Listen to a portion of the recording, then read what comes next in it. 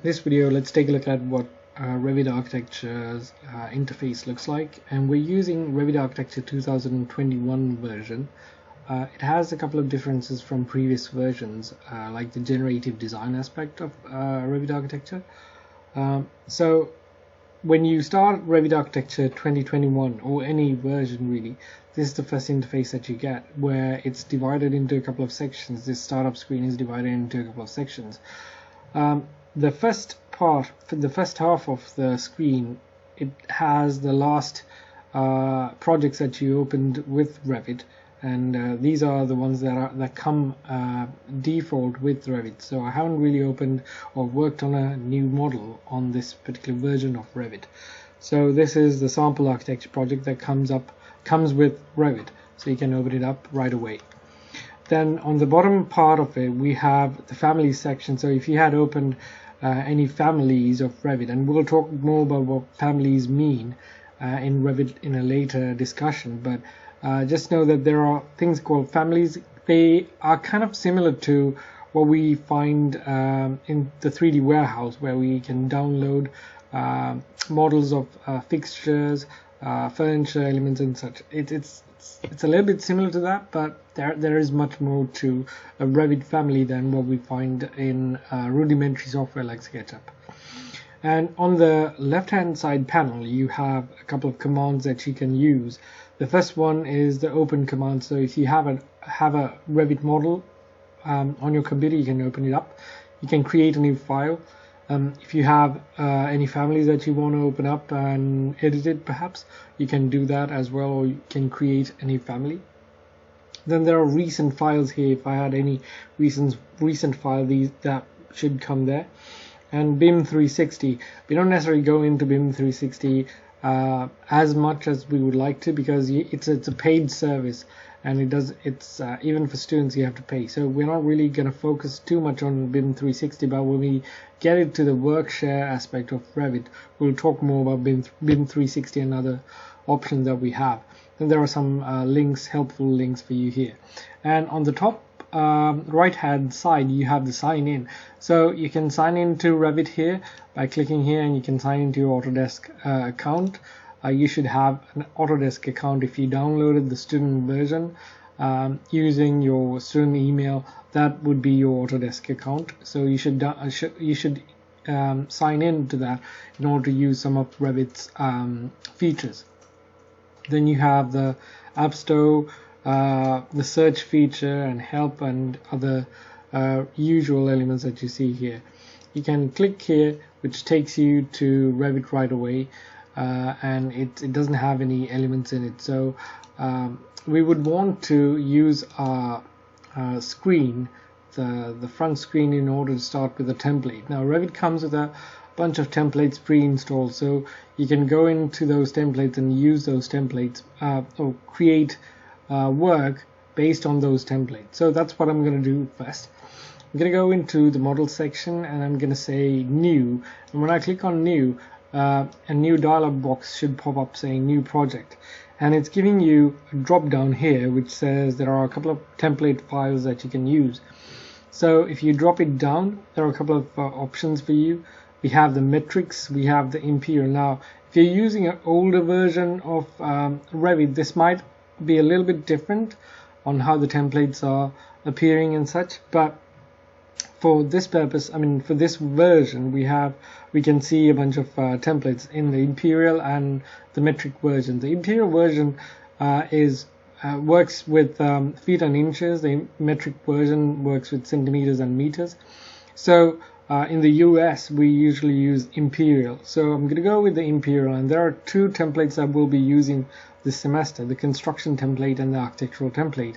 The architectural template is a bit simpler than the construction template, but I'm going to go with the construction template first, and I'm going to go with create new and select project, because we're not creating a project template, we're creating a project, and I'm going to click on OK, and right away it's going to open up Revit, and it does seem a little bit complicated with all the tools that you can see here, but once you get an idea about what each tool does, it becomes really simple, and you begin to understand the language of Revit. So when you open it up, you see on the left hand side of your screen you have the properties panel, the project browser here, and then on the top you have what is called the ribbon. The ribbon is divided into these panels here. As you can see, this is one panel, there is another panel here. For each of the functions you have a separate panel, and within panels you have buttons that does things or actions that you can use in order to create a building project. Then you have the usual Windows menu system. You have architecture, you have structural, steel, precast system, and so on and so forth. There are a bunch of tabs on the top, and on the very topmost bar you have what is called the QAT, or the Quick Access Toolbar, which includes some of the tools that you can use right away. So these are Quick Access Toolbar. This is the Quick Access Toolbar. It's named because it makes it easier for you to add elements into this and work with the tools, and you can even customize the Quick Access Toolbar if you want to include more elements or remove things from the Quick Access Toolbar. You can do that quite easily. Let's take a look at these, the properties panel and the project browser. So the project browser basically is like a table of contents for your project. It has your flow plans, it has your ceiling plans, the 3D views. If you have any 3D views, it's going to include those, and then you'll have your 4 elevations, which are marked by these markers. These are your elevation markers here. And then you have schedules and a bunch of schedules. It comes preloaded. This particular template comes preloaded with a whole bunch of schedules, not necessarily everything that you'll be using, but it does come with a bunch of schedules. Then we have a couple of sheets here that we can use to print off our model. Then we have a family section, a group section, and such. So that's your project browser, that's your table of contents for Revit. And the properties, really, we can't really work or look at properties without adding an element into Revit. So I'm going to create a wall first. So I'm just going to create a wall like this, and we'll look at walls and how it's done in a later video. But for now, I'm going to create a wall and use my modify tool to select it. Once I select the wall, it's going to show me a bunch of information here. The first information that I see is what kind of wall it is. It's a basic wall. It's a generic 8-inch wall. Now I can easily change this wall type to something else, and if you click on this drop down, you get a whole bunch of options that you can use, right? You can use a brick on CMU, and whenever I change it, the view here changes as well. There we go. So it changes the view, and you begin to see a lot of information here about the wall as well. And we can make it more visually. We can look at the wall in more detail. If you go and click on this box here, I'm going to change it to fine, and when I do that, I begin to see the structure of the wall. This particular wall that I selected was a basic brick on CMU with metal stud. So these are the materials that you're seeing in the cross section of the wall. And if you go here, there are a bunch of other information as well. Now this is the type, and then you can edit the type if you want to, and in a later video we'll look at what that means, really, how you can edit the type. It also says what level it's placed on. It says what level, up to what level it goes up to. It's gonna give you all that information. And let me scroll out just a bit. So I'm using my mouse button in order to scroll in and scroll out, and then press the mouse button to pan around so I can see what's going on. Now let's talk about this ribbon here. This ribbon is very important because it has all the tools that you're going to use. The ribbon is, as I said, divided into panels, and each panel has its own way of arranging the tools that you use in Revit. Now the first tool is called Build. obviously it has the tools that you need to build. Walls, doors, windows, components like furniture elements and such, columns, roof, ceilings, floors, everything that you need to build, it's contained in the build panel. Then you have the circulation, obviously, which means ramps, staircases, and other elements that's related to these types of circulation related elements, building elements. Then you have how you add text and other elements that are not necessarily building elements. Then you can add rooms, room tags and such, and that's the first panel that you see here, which comes under the architecture tab. So if you go into other tabs, these tabs again are divided into different panels as well. So the structural panel has structural related tools, the steel panel has steel related tools, precast, system, insert, annotate, analyze, so on and so forth. Most of these tabs we won't be actually using because for obvious reasons we don't need to use structures. We just use architecture. We might use architecture, and then we might use the insert tab in order to bring in, as its name suggests, to insert CAD files, images and such. Then we can use annotate to add dimensions, as you can see here. We can add text. We can tag our building using the annotate tabs tools. We might not use many of these elements here, the analyze, the massing and site. We might use a couple of things like the topper surface and the site components to add trees and add ground planes and such, but we won't be using this this particular tab that much as well. The collaborate tab comes when you talk about collaborating with other individuals in order to work on a project. Then we have the view tab where you begin to see things that are inside of your project. You can go to a 3D view. If you click on the 3D view, obviously it shows you the 3D view of your the wall that we just drew, right? And then there are other options as well that we can take a look at here. So some of these we're gonna take a look at in the future videos. And then the material section.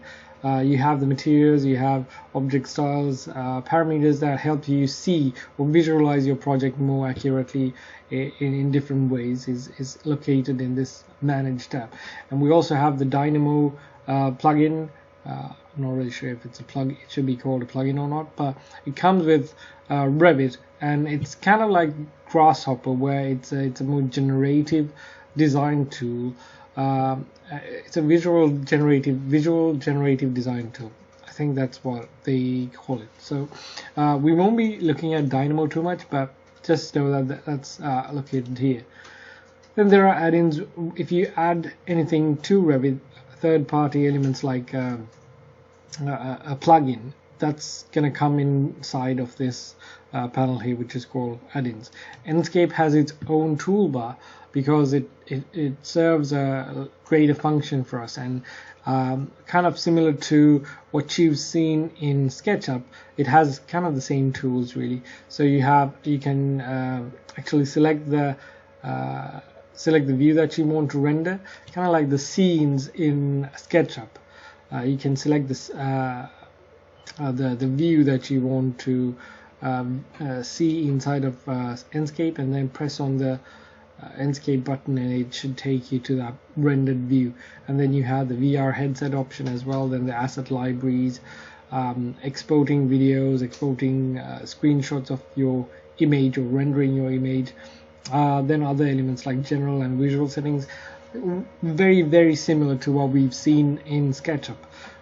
So that's the Enscape toolbar. And then we have the modify toolbar, which we don't necessarily go into this particular tab, but it automatically comes up when we're trying to modify certain things. Like if I wanted to change things with this wall, it automatically pops up this modify walls toolbar, and you see all the tools that's available in the modified toolbar, or the panel rather.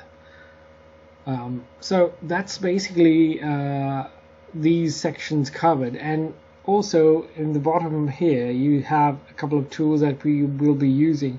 The first one that you see is a scale tool, and then the details. We changed the details, if you remember, to see the walls details. We can change that, and also the visual, the way that we're going to see the image. Do you want to see it wireframe, shaded, or realistic? Kind of like the way in SketchUp you can go to view and change the way you see the model. So it's similar to SketchUp's function of how you see the model. You can change the sun path. You can have the shadows on or off. You can have show the rendering dialog. Even though there is a inbuilt renderer inside of Revit, we might not be using this in our project that much. Then we have the all important reveal and hide elements, and we'll talk about more how that can be helpful for us, and crop regions and other elements that are here. We'll be looking at those things. These are more related to the visual aspect of how you see your model inside of the canvas here. And this canvas, when we were talking about the canvas, you have tabs. You see tabs. You have the level 1 view here. You have the 3D view here. And if I open up a different view, it's going to come up in a different tab again. And then if I wanted to see something else like elevation, that's going to come in another tab. And you can close off these tabs, and it doesn't really matter, because what you're seeing here is just one project, and what you're opening up here is like individual views of that project, and you can close those off as long as you don't close off the last view here. If you close off the last view, it's going to ask you, do you want to close off the entire project? So don't close off the last tab if you don't want to exit the program or exit that particular project. So that's that. And here we have navigational tools. Especially these are helpful if you're using your laptop and you don't have a mouse available. And these tools are going to be helpful. The navigational panel, and you can just close it off if you want. If you don't, if you think you're not going to use it at all, you can close it off, and that's going to go away. But if you want it back, you can go to View and go to the user interface, and this is where everything is located. Like in terms of the user interface, you can change settings of the user interface by going to View and going to user interface, and you can close these off and bring them back up. So just for the purpose of demonstration, let me just close off these two. And there is no other place where you can enable those toolbars to pop up. You need to go to user interface and make sure that the project browser and the properties toolbar is enabled, or it comes up here. And then the other one that we closed off is the navigation bar, so you can bring that back in.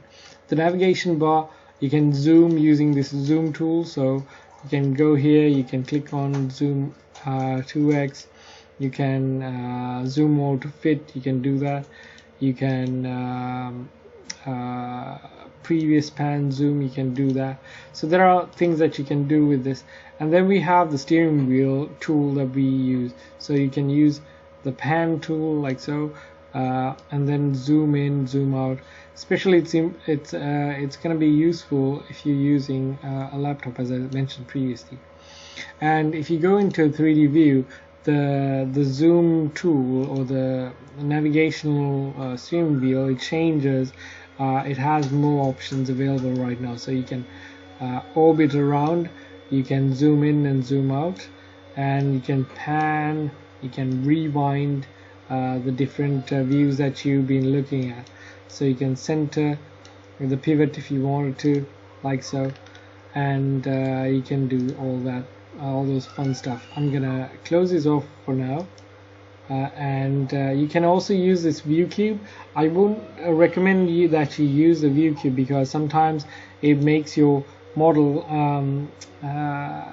it's not really helpful for me. I mean, I don't know, it's up to you if you want to use it, but sometimes it doesn't do that much. Now if you're using your mouse to orbit, what you need to do is you need to press your shift key and your middle mouse button or the scroll wheel to orbit around. Zoom in, shift and middle mouse button to orbit around. So those are the basic functions of the Revit interface, and those are the tools that we can use in order to work on our projects. So in the next couple of videos, let's take a look at some of the tools that we can use in order to create our projects.